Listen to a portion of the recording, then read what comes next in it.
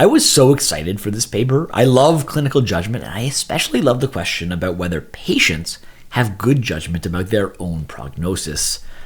Unfortunately, this paper just completely let me down. I really don't trust any of their results, but I'll emphasize one of their findings just to point out how biased I think the results were. They conclude that patients are not good at predicting their own falls risk. In patients who nurses thought had a high risk of falling, 55% of the patients thought that they were not at high risk. And the authors conclude that the patients were wrong. They just assumed that the nurses were correct, but were they? Well, they provide us with one bit of information that might be important.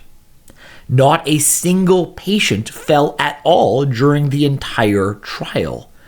So who was actually correct here? That isn't definitive for sure, right? Even high fall risk patients don't fall every day.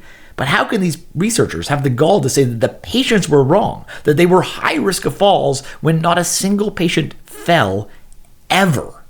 Come on, right?